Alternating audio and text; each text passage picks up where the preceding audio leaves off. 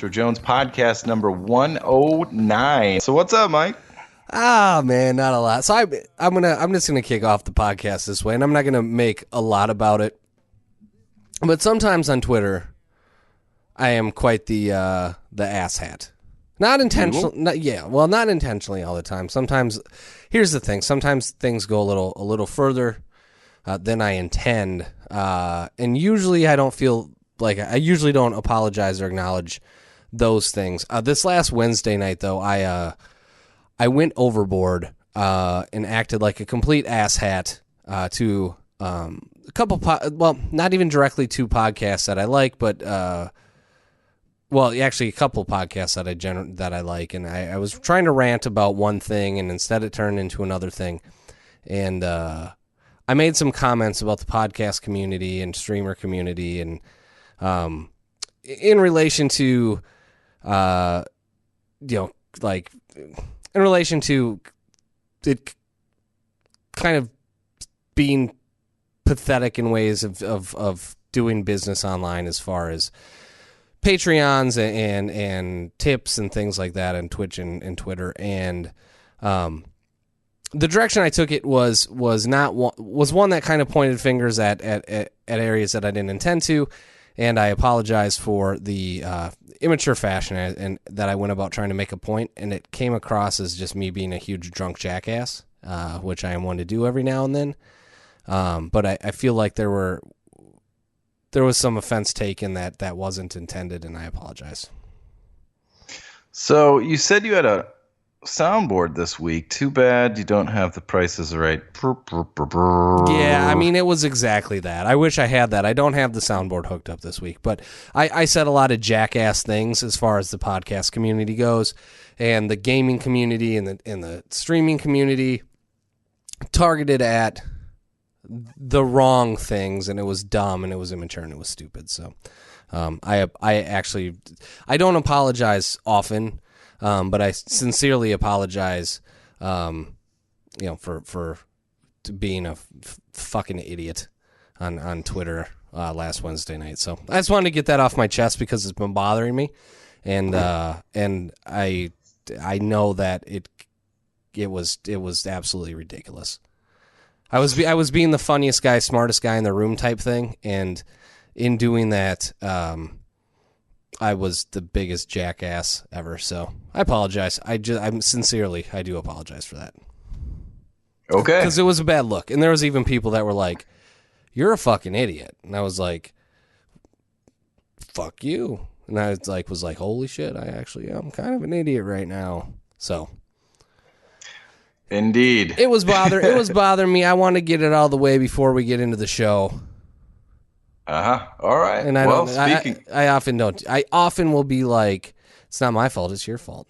But this was one of those times where, every now and then I really cross a line that I go, boy, wow, I look like an ass. And I wasn't the end. I didn't even read what you said, so now I'm curious, and I have to go back and read it or something. And I'm sure a lot of people that are listening are now where is it? Well, this time I actually did delete some of it because it was. I'm basically, and maybe I'll get into. We'll see where we get at the end of the show as far as what grinds my gears, and maybe I can talk about it a little bit then, because there was one. Basically, let me put it this way: it's really none of my business how or when or where people want to launch their podcasts, how they want to do their podcasts, what they want to do with their podcasts. But I started to kind of go down this rabbit hole of, I don't even want to talk about it because it was jackassery and it's not even worth rehashing. If I were to go back and say what I was saying, it was stupid. And it was just me being a drunk a-hole. All right. And I'd rather just leave it at that, because it's I really made an ass of myself, and I apologize to the people I was interacting with and the people I was talking to and stuff like that. So. All right. So after 5 minutes, I do. Yeah, is what it is. I am actually pretty embarrassed by it. So. Okay. All right. Well, beyond Mike's shenanigans on Wednesday, we had some stuff happen this week, didn't we? We did have some stuff happen. Let's go ahead and turn 180 degrees and get into some of that stuff. What do you think? I know what you wanted to do there. What? You wanted to say, so let's switch to a different... No, actually, I didn't think of that. That would have been perfect for the situation. No, you should have done. It would not have been perfect. I would have stabbed you. Yeah, I'm just kidding. I wouldn't say anything stupid like that. But I don't know anything about saying things being stupid, so... I know plenty. No, we did with that. So there was a lot that happened this week. Indeed. Yeah, but one of the things is we created a way that you can actually contact us. Yeah? Well, we did that this week. So if you go to twitter.com, if you go to twitter.com/RetroGameFix, you can tell me how stupid I am.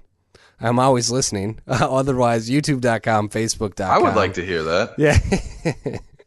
/RetroGameFix. Otherwise, 678-995-5103, 678-995-5103, or questions at RetroGameFix.com. I have been listening to everything and reading everything. I did say the last couple weeks that we would get to some Sega Master System retro stuff, and I thought we'd probably be able to get to it today, but looking at our list... Nah. I don't think we'll get to it today. I don't know if we're going to get to some of that stuff or not. And I think this is one of those weeks where we go, wow, we got some news, man. It's good because it's been that way for like the last how many weeks? Like months. It's been great. Yeah, it's been awesome. I love that because sometimes we kind of run into a drought and it's like, well, what do we talk about? And we are, as well, a classic gaming podcast, but there's only so many times in 100, I guess it's 109 or 108, whatever I said at the beginning, like that, how many topics you can talk about in that case. So like in that case today, we've got plenty of topics and we're grateful for that. It's a breeze. I listen to a lot of podcasts. I feel like there are some other retro gaming podcasts that are way better than us at coming up with ideas of things to talk about, but we're just always like, we handle the podcasts like we handle like a phone call with each other. Yeah, pretty much. We are not, 109 episodes in, you would think we would be better at planning. No. We don't plan. We don't plan. Nope. So, hell no. Hell no. So anyway. Hell no. So yeah, man. Elephant in the room. We will talk about some Nintendo Switch. Of course. But I tweeted out that picture of your fucking playfield. Yeah, what do you think? That thing looks amazing. So the top half is essentially what you've redone. Is that the gist I'm getting at here with the white and the good color? Yeah, I'm still working on it. But I've been working on that. I can't even tell you how many hours I have in that thing. And what we're talking about here is my playfield from my taxi project that I picked up several weeks ago. I guess it was the 18th of February. And the playfield was shot. And then, the guy told me, you're going to need a new playfield. And I was like, yeah, whatever. It looks fine in the pictures. And I got it home, and I was like, oh, my God, this thing is horrendous.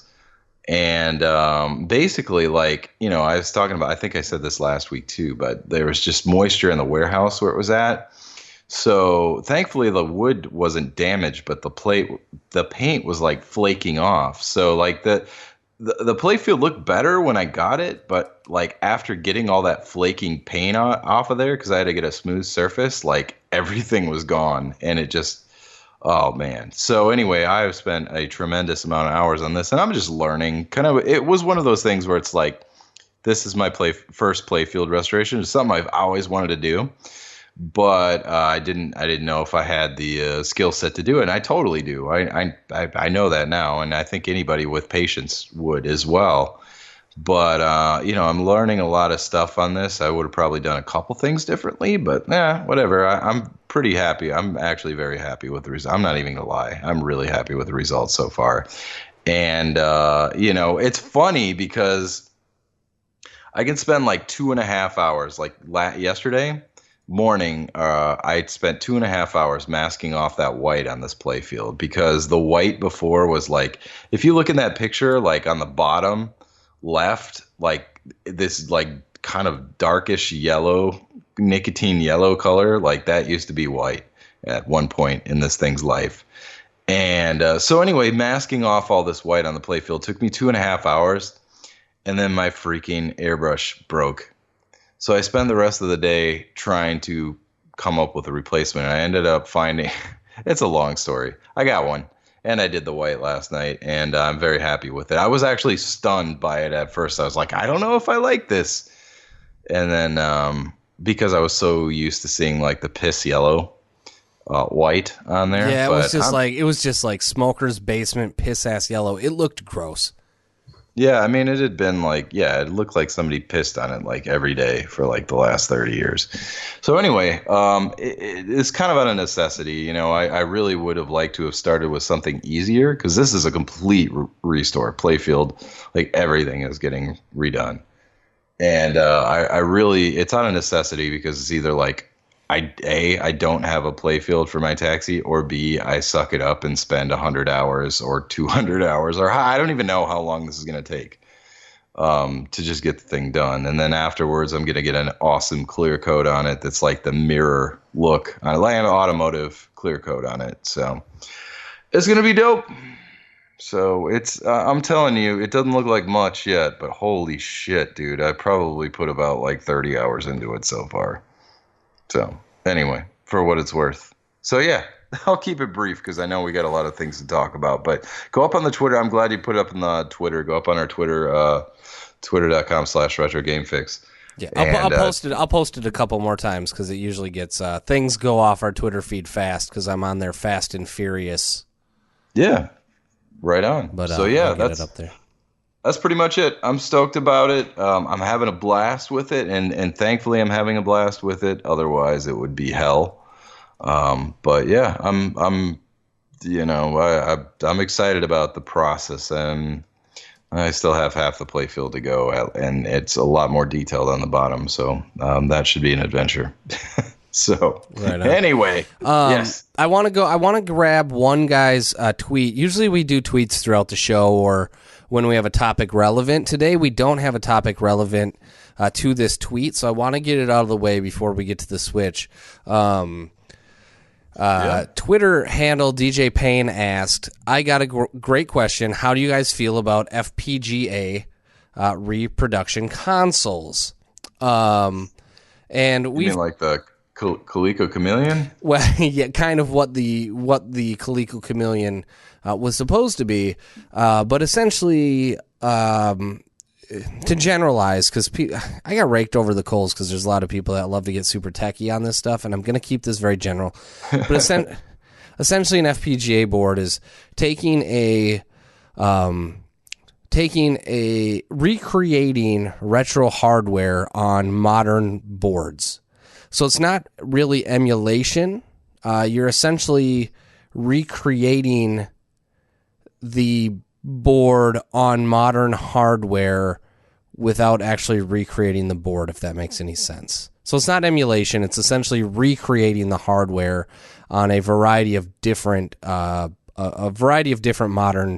boards. Does that make sense in general?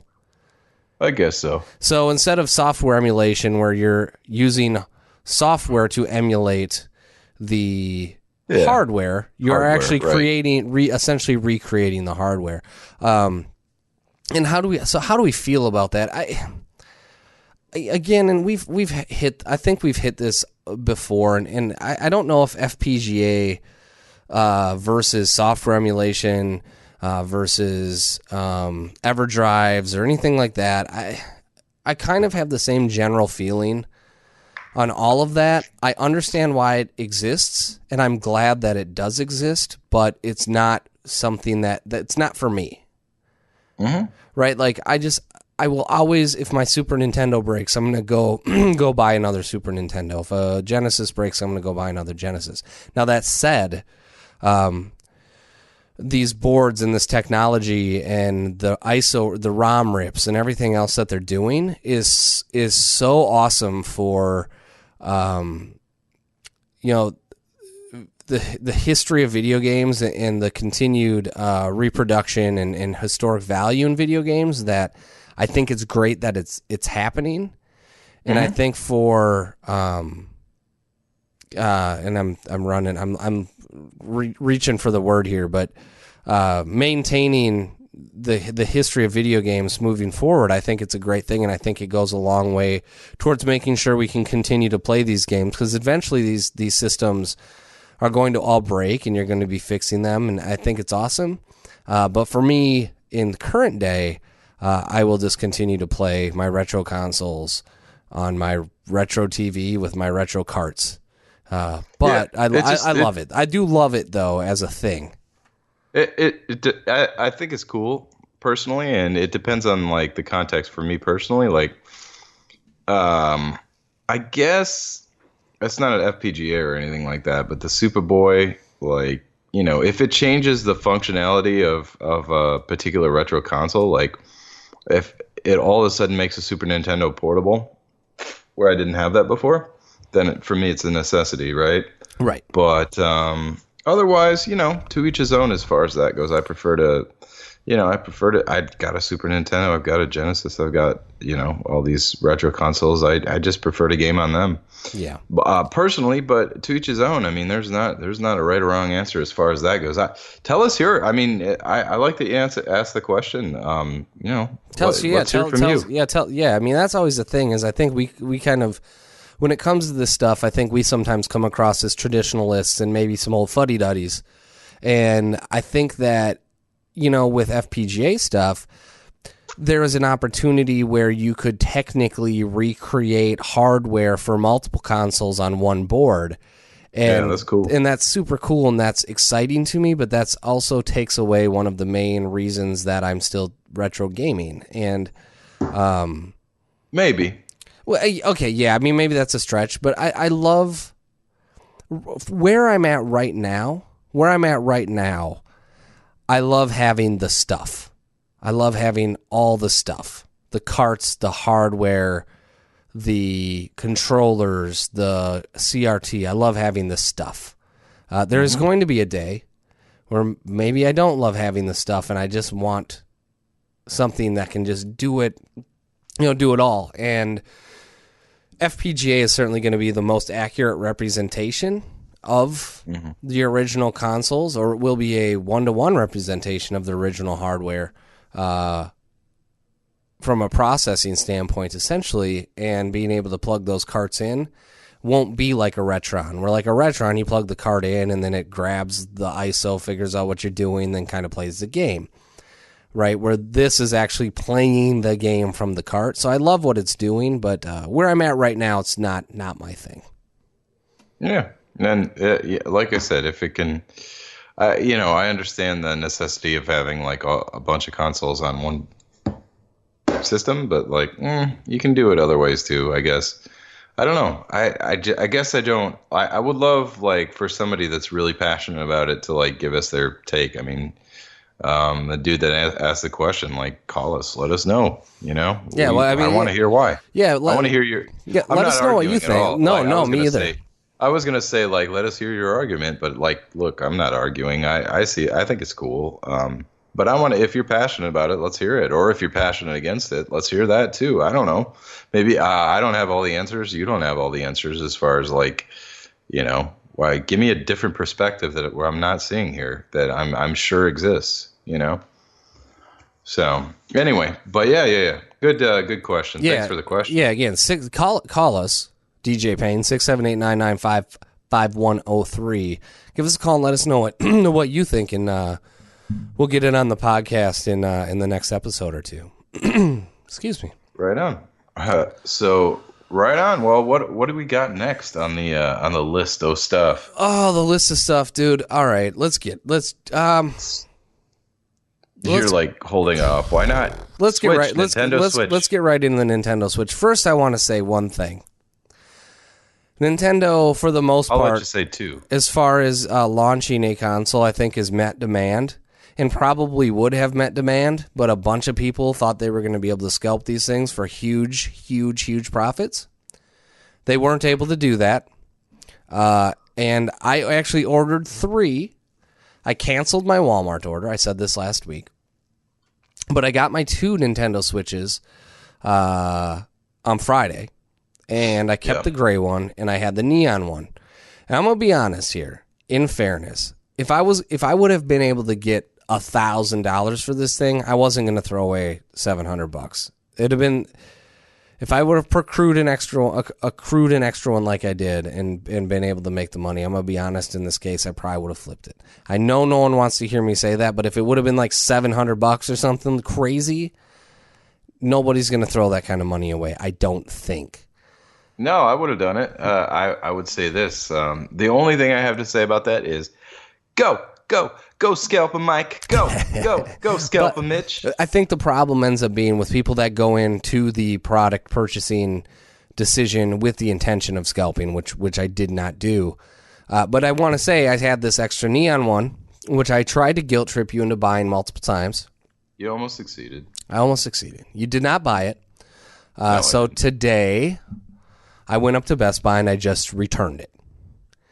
And the Best Buy worker looked at me like I was on heroin.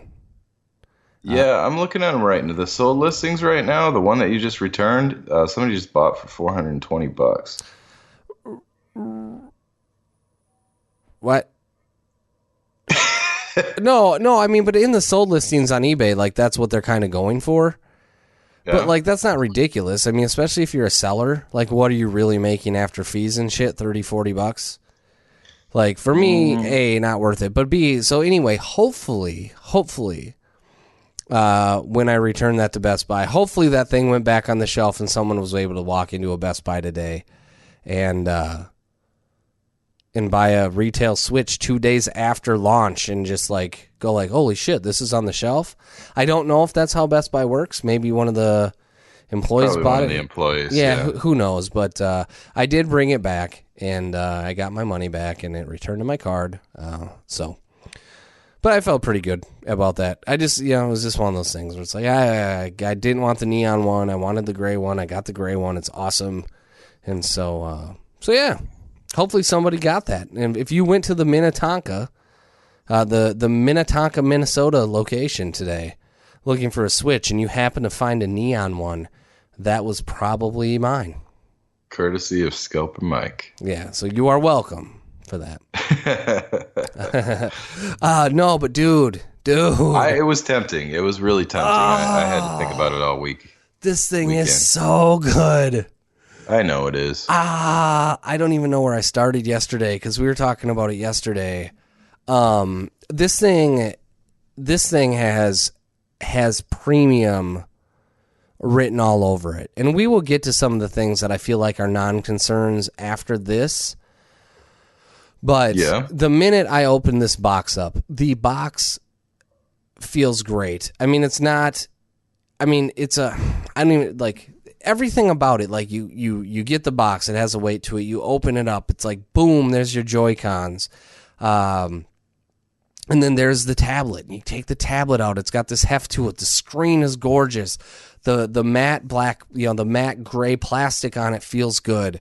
You pull that out, you pull out the dock, and you're like, okay, this dock only has to do a couple things. The dock has no weight to it because it doesn't do shit except like plug in and let you dock to the TV.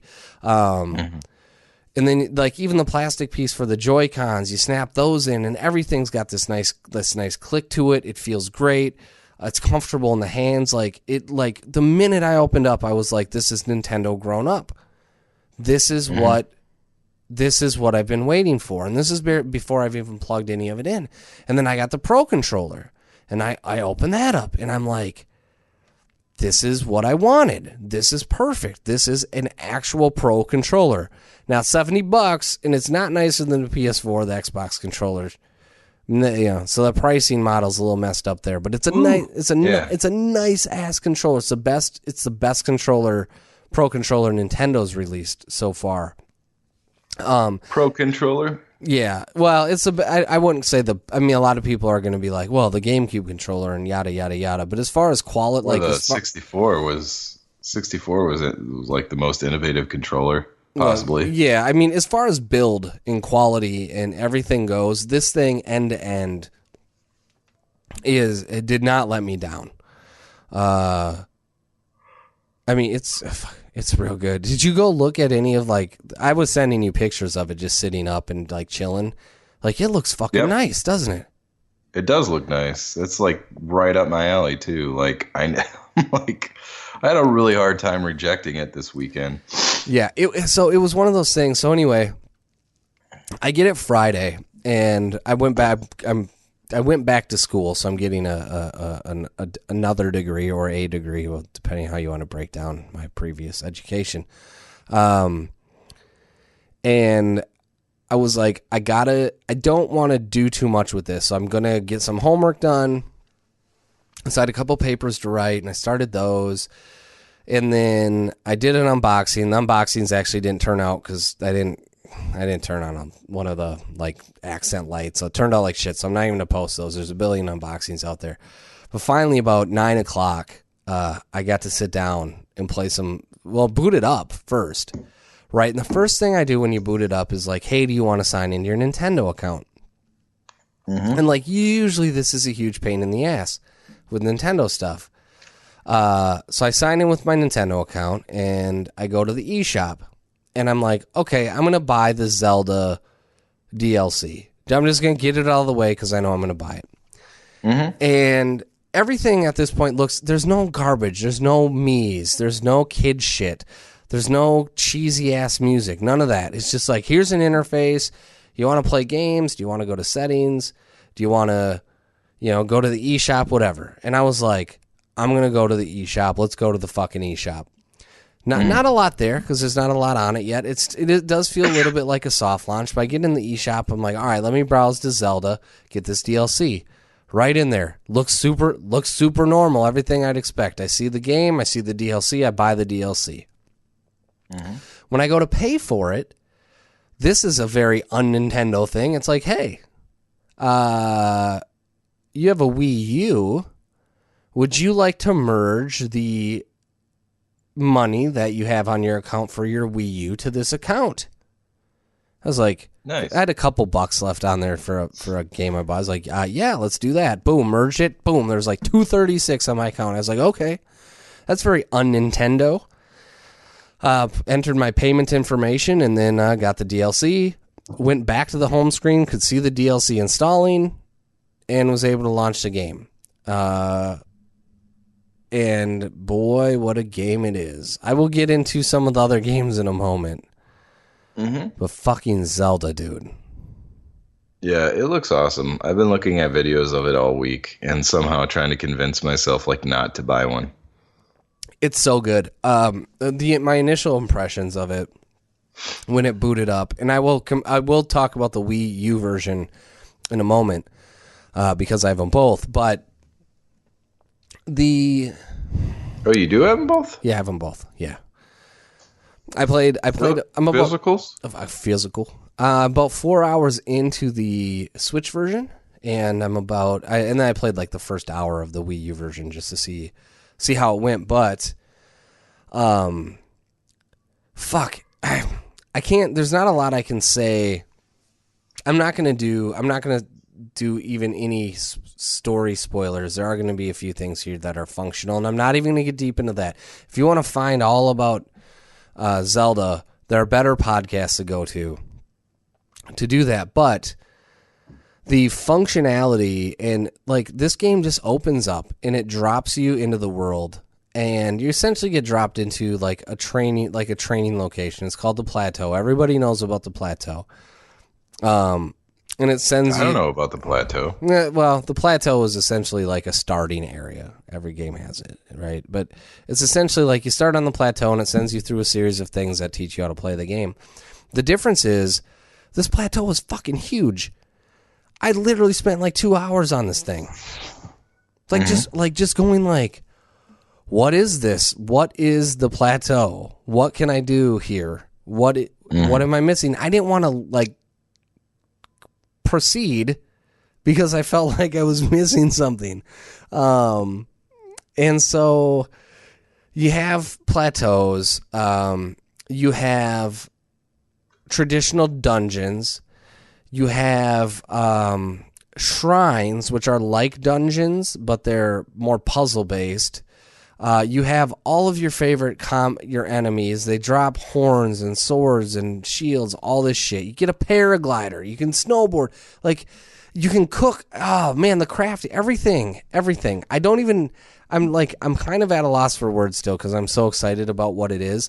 It's one of those games, Mitch, where when you think about what we thought Zelda was or should have been when we were kids and we thought we got it with Ocarina, this is the culmination of everything we thought Zelda could be. Well, I mean, there's been some awesome Zeldas since then, even, so. There has, but, I mean, this is it. Like, it looked like, I remember that graphic that you posted at one point where it's like, this is the Ocarina of Time map. This is like the original Zelda map. And this is like, it was basically like a representation of that. And then it's like the Breath of the Wild map. And it was like 100 times bigger than like everything else.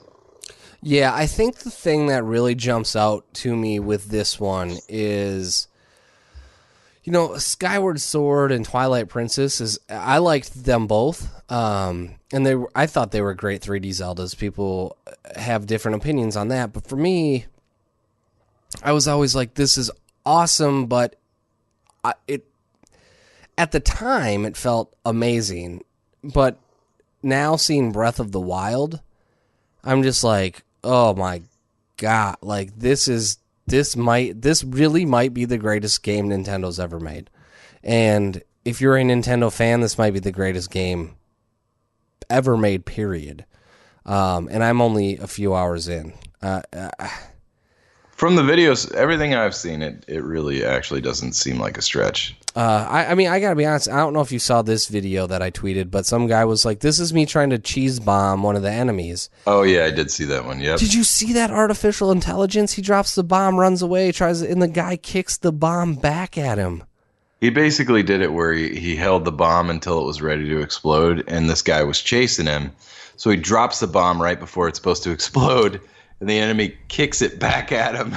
Yeah, so how that bomb works is you actually ignite the bomb. So that's not, they're not on a timer, but like he dropped it and then waited for the guy, but he kicked it and then it's got a blast radius. So when the enemy kicked it back at him, the guy must have hit detonate and blew his own ass up. That's hilarious. It's so good. It's so good. And it's one of those things like I wish I can't say more because I'm still not convinced that you might not get an itchy trigger finger, and I don't want to spoil anything because I almost had a couple things spoiled for me this week, and so I don't want to put that. I don't want to risk that on day 3. Like maybe in a couple weeks, I'll talk about more of the details a bit more. I don't. Yeah, I don't want to do that on day 3 though. I will buy a Switch. It's inevitable, and I will buy Zelda with that's going to be the first one that I buy as well. But like right now, this weekend, the deciding factor was like, I'll spend $300 on the system, which is not really that big of a problem, and then I gotta also pay $60 for the Zelda game as well, and I'm like, I don't really feel like spending $400 this weekend. Yeah, so we'll see how that goes. We'll see, or not see how that. I mean, just see how the rest of the game. I don't even know what I'm saying. I'm just in like this enamored state. I gotta be honest with you, Mitch. Right now, all I'm doing is thinking about like going and playing more Zelda. I get that. Like that's all I want to go do. So everything with it feels great. The controllers, the Joy-Cons, everything feels good. So enough Zelda. You can go get more Zelda elsewhere for now. I'm excited about it, and I just don't want to jump into the details of what I've seen, what I've played, because I know how that is on day 3 when you're listening to a podcast and you just want to hear people be excited about it. And all of a sudden they start talking about like fucking details that you're like, no. I just wanted to hear you guys be excited about it. So I'm excited about it. It's awesome. I believe it. I really do. So game number 2, 1-2 Switch. So you actually bought 1-2 Switch? I did buy 1-2 Switch. We have not got through all of the mini games. Carrie and I, we have not. But really, no. But we did play about 10 of them. We had a lot of fun with it. let me say that, and it sounds skeptical. We had a lot of fun with it. What I'm skeptical about is it should have been a pack-in. It still should have been a pack-in. And B, the Joy-Cons, everything actually feels great with the Joy-Cons. Even when you're holding them as just a single person, they are small. But the thing that bothers me is they talked about this HD rumble thing. Mm-hmm. Hey, feel how many ice cubes, or feel how many dice, or that's a whole bunch of bullshit. It just doesn't work. No, it's just rumble. It's just like rumble. And their HD rumble, I think, is actually speaking to the fact that, like, I am going to spoil a little 1-2 switch on you. I was playing some sneaky dice. Mm-hmm. And sneaky dice, I thought when I was shaking the dice, I was going to be able to feel how many dice are in it, because that's what they sold it as. No, you can't feel how many. You can't feel how many dice are in it. And then when you roll your dice and you pull your thing up, it's like, now you can feel how many dice your opponent has. You got to just be quick. And then, so like if Carrie rolled like a 10, my controller would buzz 10 times. So I would know she rolled a 10. It's not like it did anything crazy. It just went. No, that's stupid. It just went like that's not HD rumble. So unless I'm missing something here, but that like, maybe yours is broken or something. It's not broken because I tried it with both. They're not broken. So the HD rumble is bullshit. The rumble does work very nice. It's a nice rumble. I will give them that, but I don't know what this HD rumble is all about. Like, if the fact that you say if I shake it, I could tell you that there's 5 ice cubes in it, but what you really mean is I can count the vibrations and then tell you how many ice cubes are in it, that's different. It's HD. So, but it is actually pretty fun. It is pretty fun. So, but it's not worth $50. I'm gonna tell you that right now. But it is 1-2 switch. Yeah, nobody ever thought it was worth $50.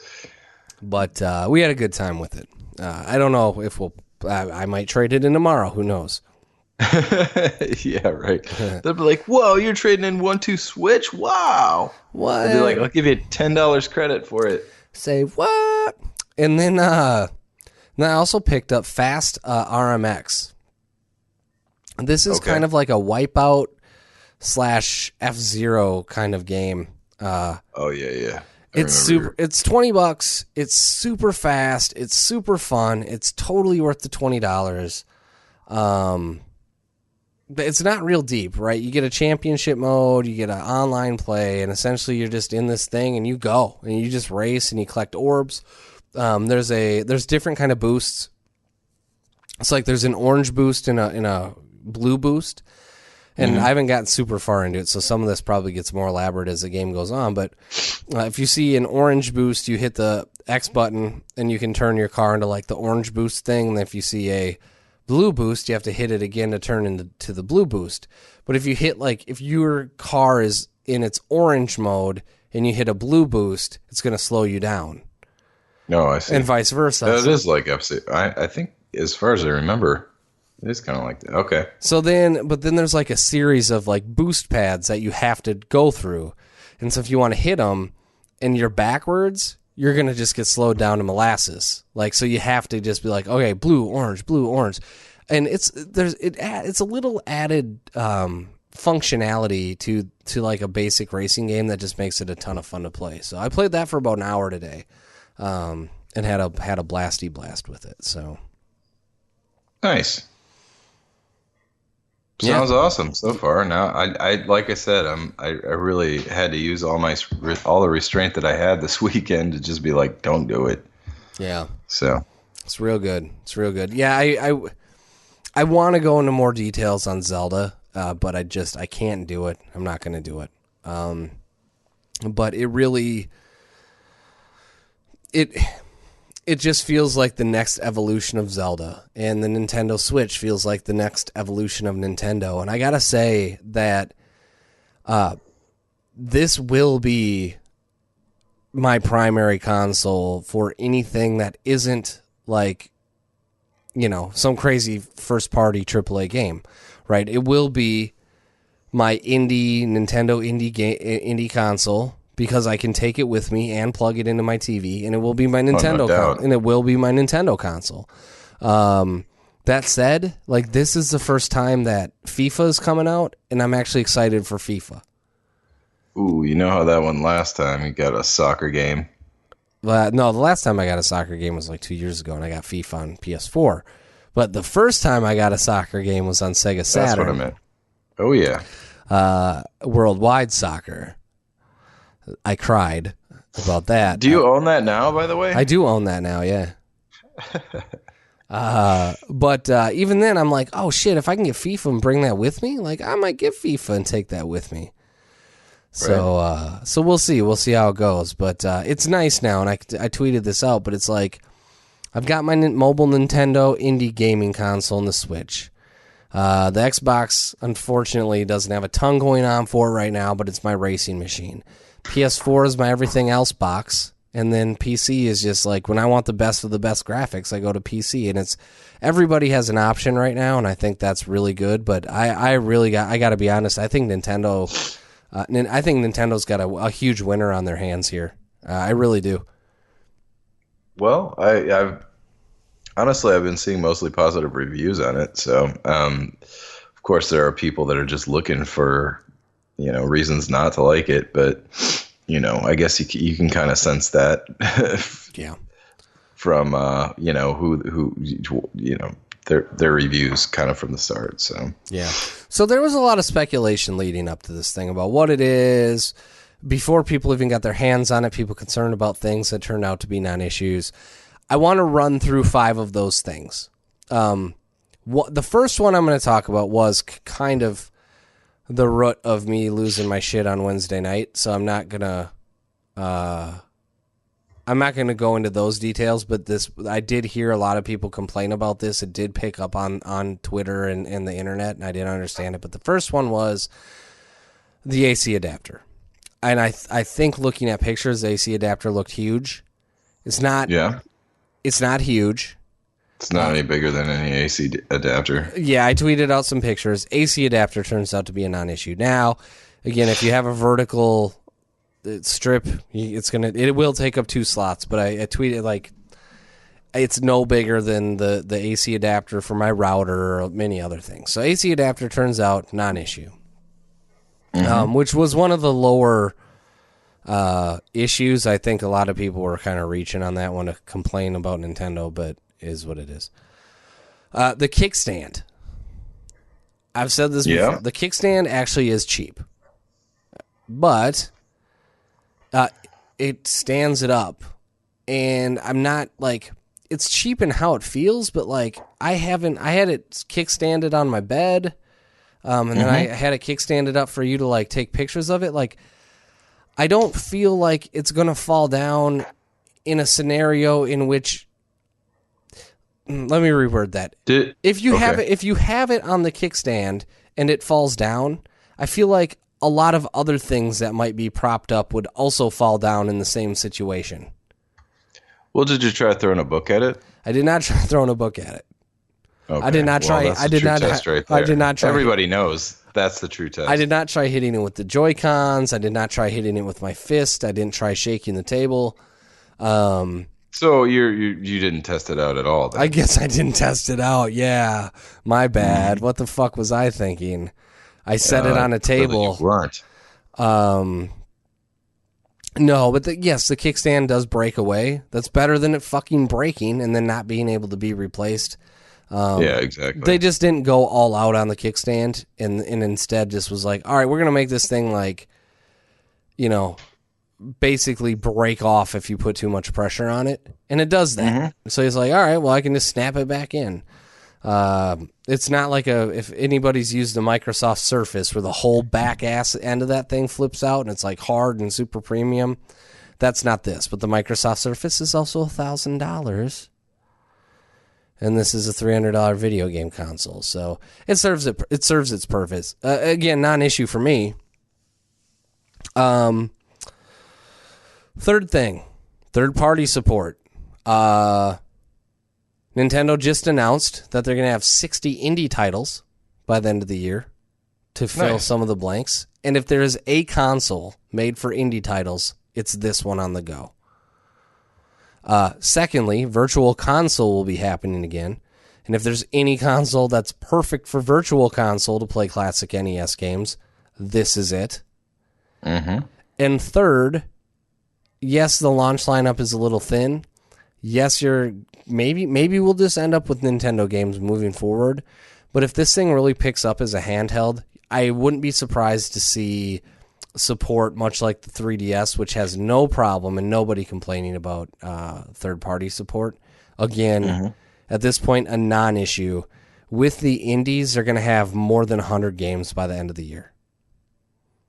Yeah, Like, I mean, not even necessarily. I mean, not even including the indies, you still have like a lot of awesome Nintendo titles that I'm actually looking forward to as well down the line. So, I mean, you've got your Mario, you've got your Zelda already, you've got whatever else. You'll have some good titles. There's stuff to play for it, whereas for me personally, and I've said this before as well, like, I'm not excited for anything coming out on PlayStation or Xbox right now. Right. Well, and we've talked about that before. I think the thing with us is, like, I really only care about the Nintendo games, but if I'm going to spend $300, it'd be nice to use it for other stuff. And so having the option for Virtual Console and indies and things like that is certainly nice. Yeah, definitely. So again, for me, another item that isn't a super huge issue. Number 4, battery life. Battery life was reported to be anywhere from 2.5 to 5 hours in portable mode.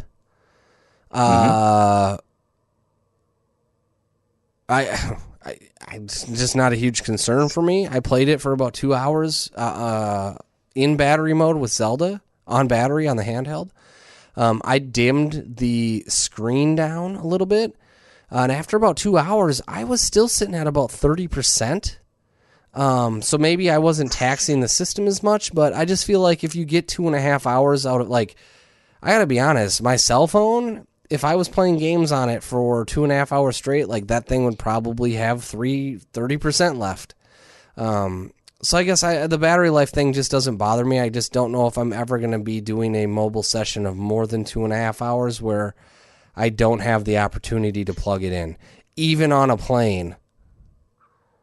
Yeah, even on a plane with snakes. Because planes, believe it or not, planes, believe it or not, actually have AC. Actually have power outlets on them. Wait, what? Did you know this? No, this is news to me. Yeah. I just figured they just had, like, snakes or something. Even if there's snakes on your motherfucking plane, there's probably still a power outlet. Really? So the battery life, I can understand. Maybe there are some edge cases where you're like, I'm going to play it for 4 hours straight on this plane. All right, man. Right. You're shit out of luck, I guess. But for most people, I just don't see that being a problem. And speaking of snakes on a plane, snakes are portable. You know what else is portable? The What's Nintendo that? fucking Switch. Just because it doesn't fit in your pocket doesn't mean it's not portable. I heard that's the only test. It fits in your pocket? Yep. Well, it fits in the only test that determines whether it's portable or not. This thing is totally portable. It's totally fine. It does not fit in my pocket, but I can throw it in a bag and I can bring it anywhere I go. And it's as portable as my 3DS, even though the 3DS is smaller because the 3DS always went in my bag. Again, a non-issue for me. I guess I feel like there was a lot leading up to this thing that people were complaining about. And hopefully now that they got their hands on the thing are like, this isn't really a problem. Right. It plays awesome or awesome Nintendo games. Oh, wait, it also has Zelda, which is being critically acclaimed as maybe the greatest game ever made. Right. Right? Like, I'm not one to sit here and care really what other people... Like, what really matters is what I think about a game. But so far in, it may be the greatest game ever made. So, I don't know. I think when you consider it as a package. Now, I'll say this too. Someone tweeted out earlier today, are you going to get an Xbox Scorpio at $499 being priced premium? And I thought about it, and I was like, I'll probably get it because I said I wouldn't. But for $500, technically speaking, I paid $450 for the Switch after I got the Switch, an XD card, the Pro controller. I'm at $450 plus tax. So, it is Right. not. It's all things considered. The entry level price point of $299 is certainly doable, but you add the SD card, you add the Pro controller, you add the game, you're over $500 easy day one. So It isn't. It is the Nintendo Switch though feels premium, and it is certainly premium priced. And boy, oh boy, my friend, I think Nintendo's back. Yeah. There's been a lot of buzz about it. Actually, I've heard a lot of people that, I just wouldn't expect to hear anything about the Switch. Like, everybody seems to be aware of it, and people who I would think are, like, straight up, like, couldn't care about Nintendo or whatever. Like, I want one of those. Yeah, it sounds awesome. Like, people are definitely aware of it. So yeah, it's different this time around than it was last time, and I can't even speak from experience because I feel like I wasn't around when the Wii U hit the shelves, or I wasn't aware because I was part of the confused type. But there's a lot of awareness out there, and that's just one thing that I've noticed, which is interesting. So For sure. So let me get into the Wii U version of Zelda.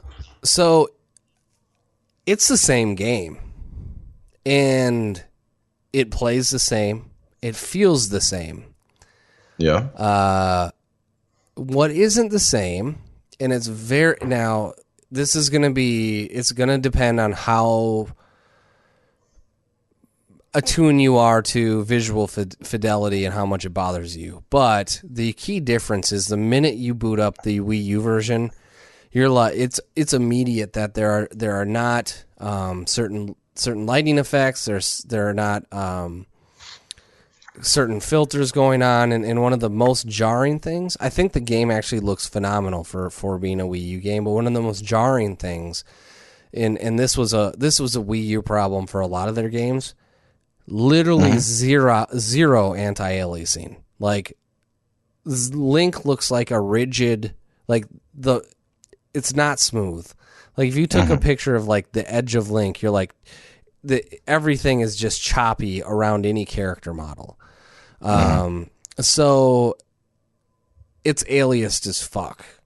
But if it's the only game you got and you want to play Zelda, I mean, it's still a 10 out of 10 game on Wii U. It just, it's a visual downgrade, and you would expect that. Yeah, I would hope so. I would hope it was a visual downgrade. Right, but as we've talked before, like, visuals do not always make a game, and in the case of Zelda, the art style is such that you don't really realize it. Like, immediately, I was like, oh, shit, I can tell the difference. This is the problem, and this is the problem. And then I played it for about an hour, and literally 15 minutes into it, I didn't even notice it anymore because you become so immersed in the world that's just like, okay, this is Zelda again, and this is a blast. Right.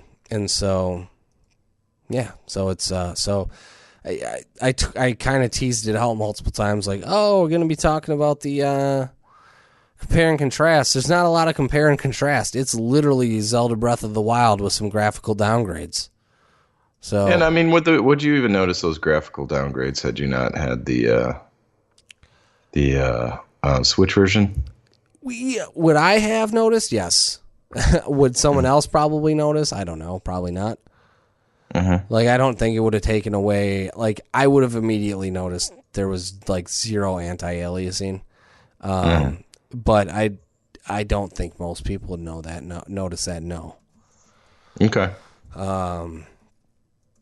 No, because the art style is still kind of this cel-shaded hybrid that just looks phenomenal. It just looks phenomenal, and everything about it just reeks of. It's just all polish, all charm, and I couldn't. I don't know. I'm glowing about this stuff. I can't get over it. You have been. I tried to contact you on Friday because I was like, well, did you get it or didn't you? And I just left you a message. I was like, I'm so jelly right now. Or some crap like that. I didn't even listen to the message. That's what you said. I saw it said, I saw it was 4 seconds, and then I was like, oh, you must not have said anything. Yeah, generally, like, if you ever leave a message to FYI, I never listen to it either, so. Well, back in the day, we used to listen to them all the time because, like. Oh, they were hilarious. But now we're, like, getting older, and it's like, Now we're like, I don't want to do the effort or whatever to leave a detailed message or come up with something funny. Well, I think the truth is that we're just kind of repeating ourselves on voicemail now. Yeah. So we just don't leave. I mean, that's the first voicemail I probably left you in years. Yeah. So yeah, but I was totally jealous. So there it is. That kind of wraps it up, man. I don't know what else I can say without spoiling anything other than like the hardware is premium. It feels great.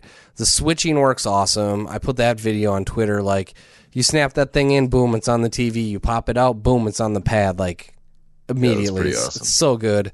The Joy-Cons are not optimal, but they feel fine. The Pro Controller is really, really nice. Everything's really good. Everything is really great, I should say, and I'm excited to see what comes. So what? I know there are 4 launch games, right? There were like, well, technically there's like I think 12. Okay, all right. I'm talking like physical. Physical. There's Bomberman R, which is kind of a more couch co-op from what I gather for most people. I will probably actually get that though. Just Dance 2017, Zelda 1-2 Switch, and so Zelda 1-2 Switch, Bomberman R, Just Dance 2017. That might be actually the 4th physical. Okay, physical. So what's the next big release that you're looking forward to on the Switch? Splatoon 2. And when's that? This summer.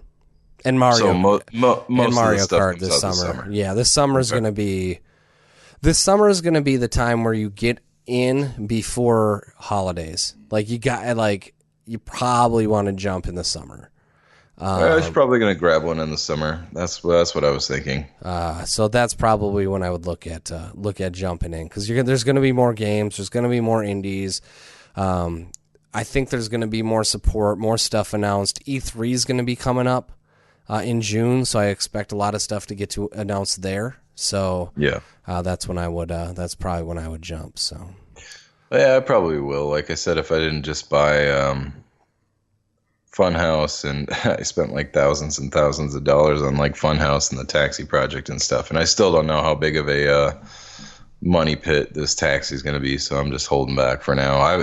The thing is with the Switch, I want one, like really want one, but like I'm just so like I don't want to lose the momentum I have on the playfield restoration right now, and so you might not get back to it if you do that. Yeah, well, that's the thing. I mean, you would, but then you lose the passion, and that's no good. Well, I just don't have the time to split, you know? Like, because literally, like, the playfield restoration happens every night when my wife and my son go to bed. I go down in the garage and work on that thing, you know? That's, like, the time that I have. So I just don't have the time right now. But that's not to say that as soon as I finish this playfield and send it off to get clear coated and everything like that, that I might not be like, okay, well, I need something to do now, you know? Yeah, I feel you. So I don't know. Not right, and right now is not the right time for me, but I really, really, really want one. Mm-hmm. So for the record, I want to pull the trigger, and you definitely made it hard this week. I came close a couple times, and I just thought better of it. So I almost sent it to you, but I didn't. Like, just because I would have been like, well, if I send it to him, he'll pay me, right? Pay me, exactly. I thought about it. I was like, here, I'm just going to send it to him. She's like, well, will he pay you? And I'm like, I think he may. I don't know. Of course, I pay you. I don't want that. I don't know. I'm sure he might actually be pissed if I just send it to him, but it'll be more like you made the decision for me kind of pissed. I don't know. Yeah, I mean, it would have been, you know me well enough. It would have been like, right. But I'm glad. That being said, I'm glad he didn't do it because I would have been excited about it. But like, I don't need one right now. I really, really, really don't need one right now. Yeah. So I just like I said, I just don't have the time right now, anyways. So I feel you. Yeah. So speaking of other things, I beat Resident Evil. You did? Yeah, it picked back up, man. Real good. It's really good. It's really good. It is Resident Evil through and through. It's hard not to talk about it, like, without trying to spoil some shit for people. And I know that's a pet peeve of yours. So, well, it's like if we both played it, I would just say like turn it off now so we can discuss it. But like there's things that I could talk about. They wouldn't make a ton of sense, but they do loop in. All right, well, let's just do this. Turn it off if you don't want to hear anything. I'm going to give you 30 seconds. I'm going to talk about I'm not going to spoil. I'm going to talk about some spoilery things. I'm still talking about this. So if you don't want to hear anything again, you haven't beat the game. It's been about a month, but if you haven't, I'm starting now. It's only going to be for about a minute. Okay.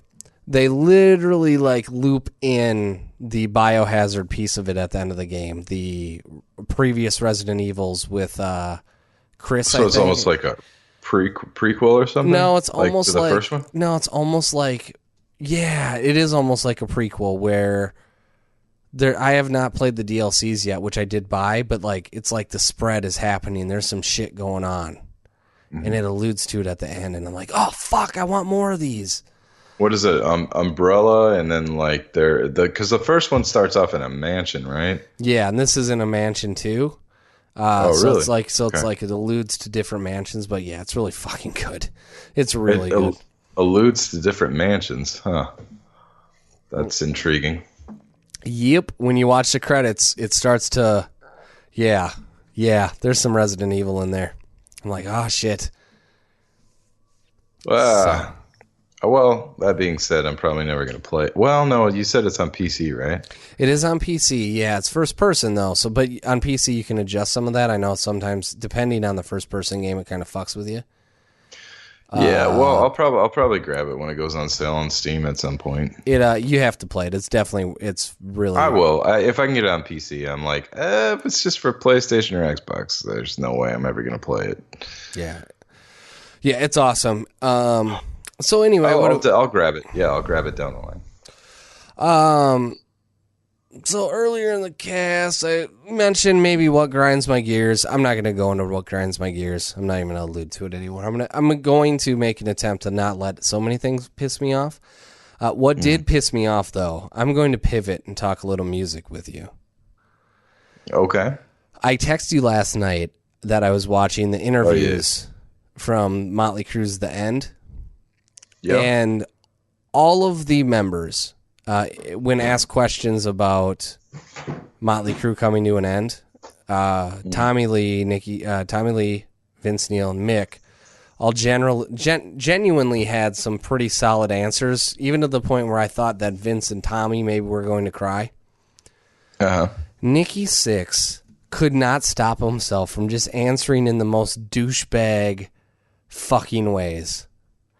And I shit you not, Carrie goes, like, Carrie's not watched any, like, Motley Crue interviews or Nikki Sixx interviews. Yeah. Like, the second question to Nikki Sixx was like, I don't know, something about what songs, what do you want to Motley Crue to be remembered for the most?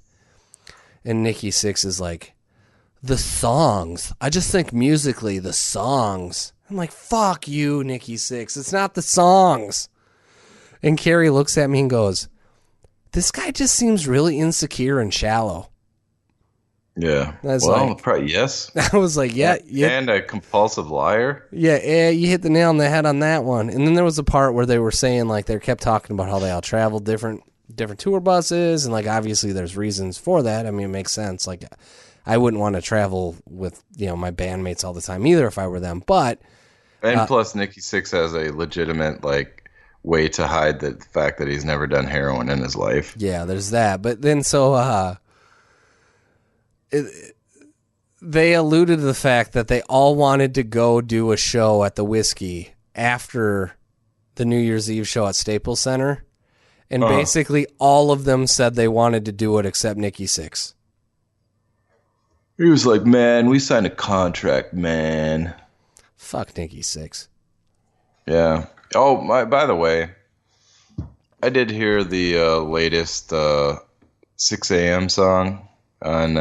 You're still alive, so that's good. What's that? I said you're still alive, so that's good. You didn't kill yourself. Me? Oh, yeah. Yeah, I see where you're going with that.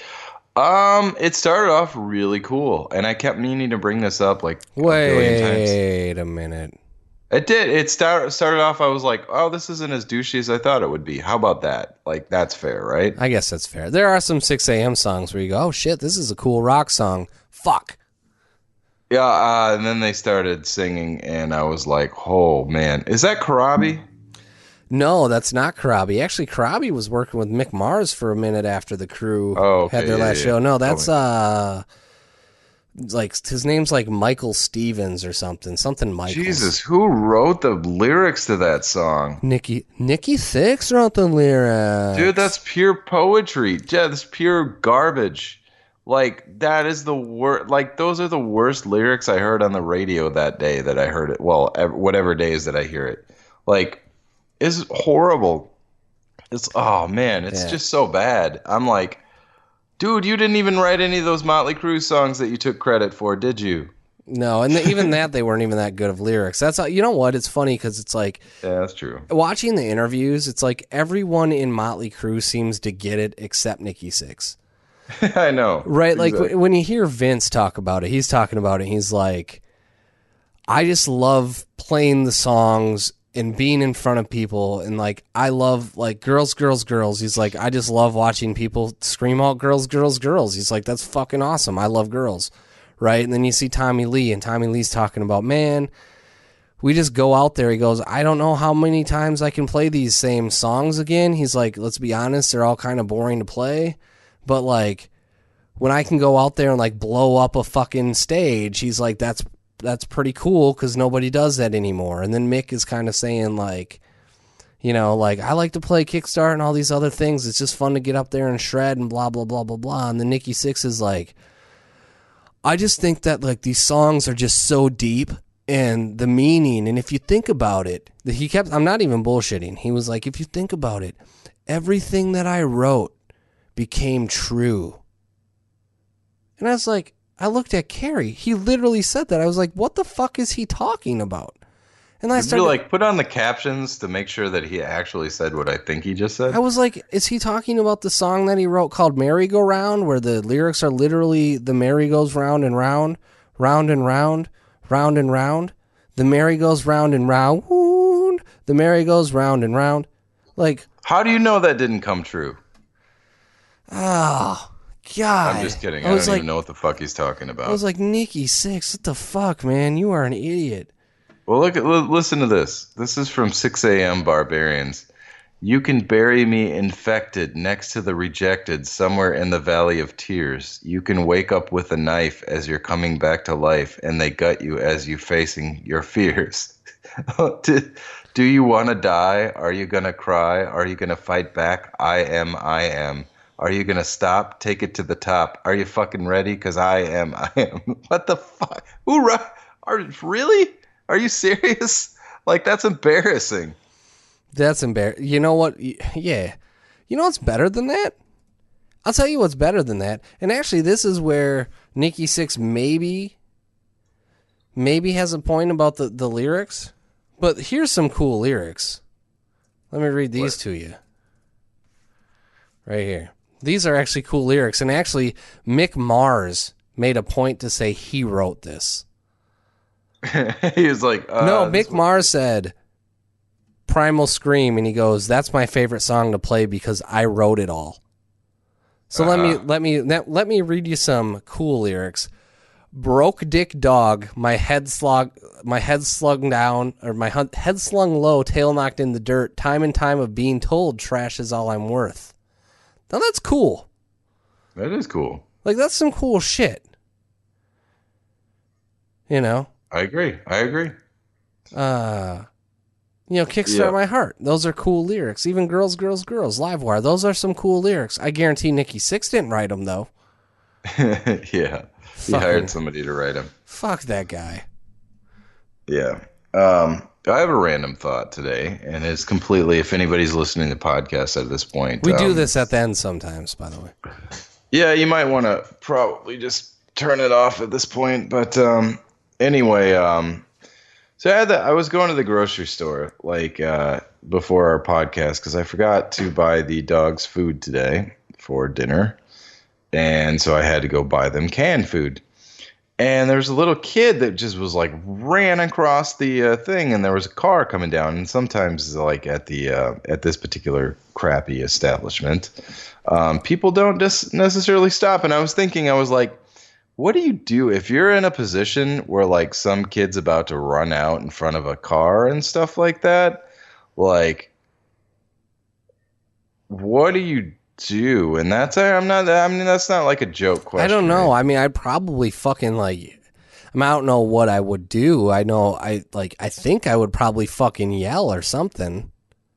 Like if you jumped out and were like, get the fuck out of the way, and like tackled this kid and shit like that out of the way, and like there was like no danger, like the car like stopped like gently and stuff like then you look like a pedophile, a huge asshole, yeah, or like a huge asshole. Or if you time it right and it's actually do something, then you're a hero and stuff like that. And I'm like, what would I do in that situation? Because did the kid get hit, or what did you do? No, he didn't get hit. He was fine. Nothing. I just observed and thought this thing in my head. I mean, I don't think he was in any imminent danger. I mean, the car was far enough back. But I was like, what would you do in that case? Because you either look like a humongous asshole or like somebody that actually like did the right thing. And then if you don't do the right thing, then you look like a humongous asshole. Yeah, you're kind of stuck. I don't know. I mean, I guess you would just react and look like a humongous asshole if that's your fate. Like, I don't know. It's completely stupid and random, and I don't even know why I'm even talking about it right now. So I was just envisioning myself like jumping out, being like, get the fuck out of the way, and just fucking hitting the ground, and maybe this kid gets a concussion because he knocks his head on the ground or something and is completely like useless, like the guy turns or something. Like the guy in the car. Speaking of like saying things in slow-mo, you want to hear something hilarious? Yes. So back in the day, I must have been in my early 20s. I'm 34 now, so it's what, 12 years ago or more. Okay. Yeah, 12 years ago probably. I'm at a party, and there's a couple kegs in the garage, and we're drinking. It's a party. We're getting messed up, and I'm there with Chad. You remember Chad? Yep. And we are all. I'm telling Chad, I'm like, hey, we're gonna take off, and we all go to the car, and we're waiting on Chad, and we're like, where the fuck is Chad? And the garage door is open, and okay. I yell out the window, like, hey, Chad, get the fuck out here. And he kind of waves because the garage is open. Yeah. Like, I'm coming. Like, they're like, yeah, I'm fucking coming. Hold on, right? Yep. And someone starts to close the garage door. And Chad runs out and fucking MacGyvers himself under the garage door. And rolls under it like a goddamn rock star and gets up like, yeah. And it was the most rock star thing I've ever seen, like, to leave a party, other than the fact that like the safety thing kicked in, and then the garage door started to go back up. I was gonna say, how in the world? I was like, that can't be real because well, no, it was. I mean, it was real. He did go under it. It would have never crushed him because right when he got under it, it started going back up. But when he got out, he was like, "Fuck you." That's the best. And we were just like, and we were all like, "Yeah, MacGyver." That's fucking hilarious. That's so good. Awesome. Stay tuned for next time when I tell a story about how we literally stole a keg from somebody's party. Yeah, actually, I know that story. It's a good one. We had a man-sized predicament. We were out of beer. So what did we do? We stole a keg. Yeah. Well, right on, man. Well, that's what I got for this, that's what you got for this week. RetroGameFix.com, Retro Jones podcast number 109. This is Mitch. This is Mike. Next week. See ya.